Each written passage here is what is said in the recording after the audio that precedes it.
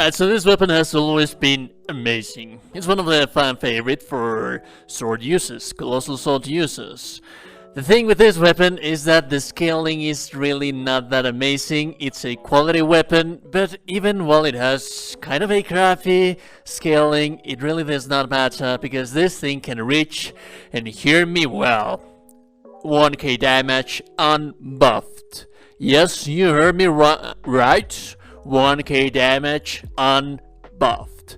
So let's talk about the weapon. It didn't receive huge buffs like it happened with many other weapons, many other Ashes of War with patch 107. But the buff that it received, it really is a quality of life improvement that was desperately needed. Well, not desperately needed because it's just breaking the weapon even more. But anyways, 1k damage. First and foremost, let's talk about the weapon itself. 1k damage. That's what you're going to reach with a proper build like this. We're going to build this thing as a intelligence main build because the Ash of War, it really scales with intelligence, so even while it is a quality weapon, we're not going to be using strength nor dexterity because they do not increase the damage of the Ash of War as the intelligence side does, because it is more based on the intelligence side. That being said, what it does is that the Ash of War, this thing that you see right here, it plunges into the enemy, and there are three major things that happen while this thing is happening. That is what makes this weapon so amazing. First and foremost, while you are in the jumping animation, you are going to interrupt or stagger everything that you have in front of you. As you can see right here, I am facing those knights, those annoying knights, and they always get staggered. It really is rare the enemy that will not get staggered while you're doing this animation. Second, if by some chance of destiny and ungodly powers they manage to withstand that animation, which is highly unlikely to not get staggered, well, maybe with the bosses, so on and so forth, you have infinite hyper armor while in the air. Oh boy, yeah, you heard me right. Infinite hyper armor. Nothing is going to stop you. It's impossible. Literally, I'm speaking literally, right? Nothing can stop you while you're in the air, because while you're in the air, your animation cannot be interrupted. The only way that the animation will be interrupted while you're in the air is if you get killed. It doesn't matter if a dragon hits you, it doesn't matter. You're going to finish up your animation. Lastly, the explosion. This is where the buff happened. Sometimes with bigger enemies that do not get staggered while flying in the animation that staggers the enemies. Sometimes while you are casting that final explosion, the enemy would manage to land a hit on you and cancel the whole animation. There's two attacks in here. The basic one where he crushes the weapon into the ground, he pierces with the sword into the ground, and then it takes a little time to cast an explosion. Summed up, it gives you roughly 3k damage. More often than not, more of the cases, it's going to be 3k damage. Sometimes more, sometimes less, depending on resistances and weaknesses of the enemies, but more or less sometimes, most of the cases, it's going to be 3k damage. The first one, it's going to be the half of the damage. The second one, the explosion, AoE explosion, amazing explosion, it's going to do the rest of the damage. Sometimes while you were in that, you could get interrupted. Now with patch 107, they increase the poise, the hyper armor that you have while casting that thing. So it's not impossible to interrupt you like it is while you're jumping in the air, but it's highly unlikely that basic enemies will interrupt you, which is something desperately needed. Sometimes you would just fly around like Superman doing acrobatics right there just to get interrupted by a small, just no one cares about that little enemy. And yeah, there is that. So quality of life improvement, you're likely never going to get staggered with this weapon. It's just simply amazing. Now let's talk about the stats for this video. Like I said, 80 intelligence, yes.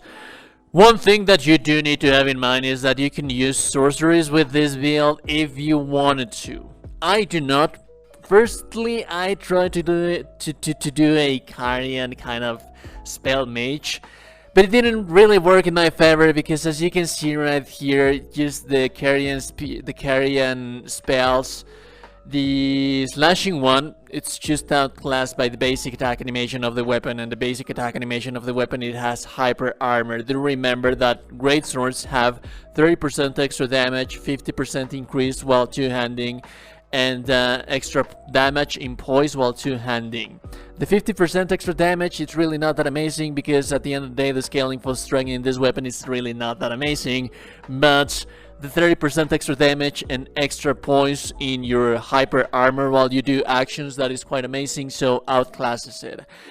The Carrion Greatsword, it's just outclassed again by the weapon on itself. They have almost the same reach, they attack in a wide arc. The only spell that I would advise for you to use is the Carrion Pieza.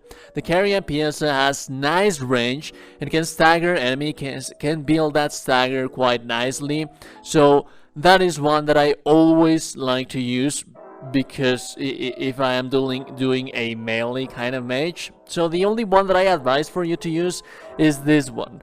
But you do have 80 intelligence, as you can see on the stats that I am showing you right here, right now.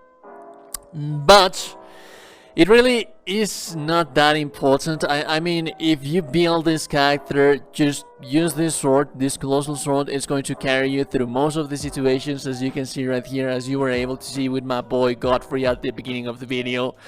This thing, it's new game plus 7, and I was able to work wonders with this weapon.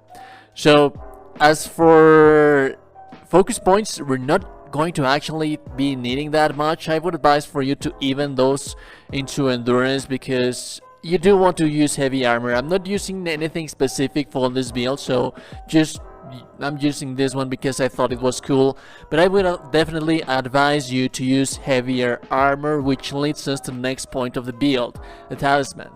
Great Jaw Arsenal, Air Tree's favor +2, just because we need that weight if we want to use heavy armor. I would highly advise for you not to use the armor that I am using, but find the armor on your own and use something heavy. Poise has been buffed as well, so most of the medium armors are going to work perfectly fine. If you want to use this one that I am using, just swap the helmet for a proper helmet that will give you proper poise and not be a dumbass like I am being right here right now. That is what you want to have and want to do. Now for the talismans, again, the rest of the talismans. The Godfrey icon, we're using that because it charges the Carrion Pieza. It increases the damage for the Carrion Pieza. You could definitely swap this one for the magic Scorpion Charm. It's a pain in the ass to get the magic Scorpion Charm, so yeah, there is that. And finally, the Shadow of Alexander, because that is going to increase the skyrocket damage for our Ash of War with this weapon, which we're going to be using quite a lot. And like I said, would not use that much of FP. It's really not that expensive on FP. You could carry like 3 flasks of Cerulean TS, and that is going to be more than enough to carry you through most of the fights. And yeah.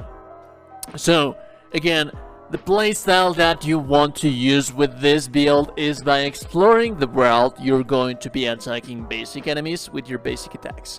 Remember that Colossal Swords have been buffed sky heavenly. So, basically, it has 30% extra damage while two-handing, more poise, and hyper armor. So while you're fighting basic enemies around the world, while you're exploring, just use your regular basic attacks. And when you find enemies that give you problems, knights and giants, and just all in all big enemies that you would feel that would give you trouble, spam the Ash of War. Spam the Ash of War, and that is also true for most of the bosses that you can fight in this game.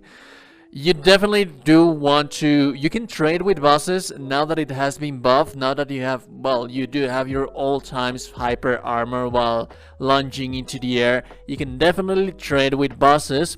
Not advisable in New Game Plus 7 like I am right now, but if you're doing your regular New Game Plus or your regular first playthrough for this build, I would definitely advise for you to spam. You can trade with bosses in regular playthrough. That being said, if you find the information useful, if you find the content enjoyable, a like on the video is super appreciated, and a subscription to the channel as well. Remember that no one has told you today that you're a gorgeous and beautiful person. You are indeed a gorgeous and beautiful person. I will be seeing you goddamn gorgeous and beautiful people in the next one. Have a beautiful day and happy holidays. Bye bye.